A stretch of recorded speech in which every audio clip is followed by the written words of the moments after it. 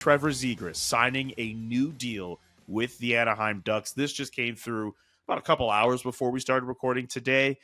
3 years with an AAV at 5.75. Let's delve into this topic. Why did it take so long? How did we get here? Well, it took long, I think in large part due to the fact that Anaheim, drove a hard bargain, that they, had a pretty firm line in the sand with Trevor Zegras and without provide like I think this is the contract to do it. If you're a team, the second contract for a player is when the CBA gives you the most amount of power and leverage over those players, I guess, beyond the entry level deal, to make things difficult. In Zegras' case, all he can really do is sit out and hold strong in negotiations, and ultimately, that's what happened here in the last few days. The Ducks had upped their offer pretty significantly from where they were at last week, and there was some meetings last week. It was described to me as a slog of a meeting. But when they were looking at paying him somewhere in the $3 to $4 million range on a short-term deal, and then obviously bumping that up to $5.75 million, I think is a sort of a happy medium. And it's a good contract for a young player who I think has lots of upside now, because he's going to now be hitting the market again, or becoming restricted free agent again down the road. He'll have arbitration rights at that point. He'll be very close to being an unrestricted free agent. And of course, if his career trends in the right direction, he's coming off back-to-back 60-point plus campaigns. If he gets into 70, 80, 90 points in these coming years, well, it's safe to say that the third contract, he's going to have a lot more leverage and he's going to be making a lot more money. Okay. We talk a lot about young players being signed long term and teams buying up as many years as they can out of their young players.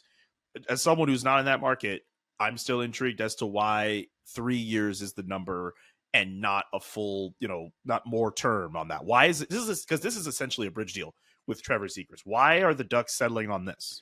Well, I think there's not a one size fits all for each team, each situation. Obviously, by signing him to 3 years, they're keeping the AAV lower in the meantime. But I think it's a fair question. I mean, there's a lot of risk involved with signing players long term. Just you don't know how they're going to develop, if they're going to be healthy enough.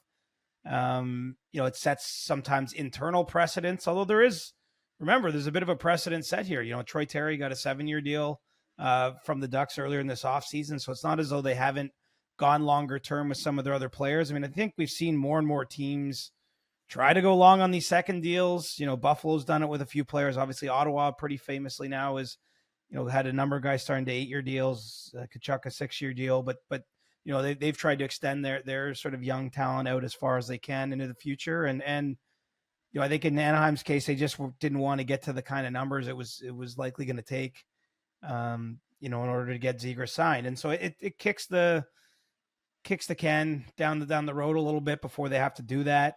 And keep in mind, it's there's the short-term benefit of not having his cap hit immediately be so high.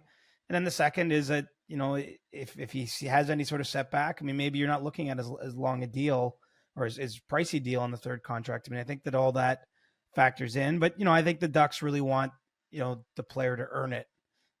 Whatever, however you view that. I think that there's still a carrot dangling, here. I mean, obviously Zegras is getting, pretty nice bump from entry-level contract up to $5.75 million. He's going to get to join camp here with the season, a week and a half away from starting. And then it's, maybe 2 years from now and they're doing a longer term extension at that point in time. And so I think, sometimes it comes down to a matter of motivation too, and just keeping a little bit of fuel in the fire that you want, a certain player to have to prove something. I mean, everyone isn't the same motivation wise. And so I think that those are kind of the factors you're looking at.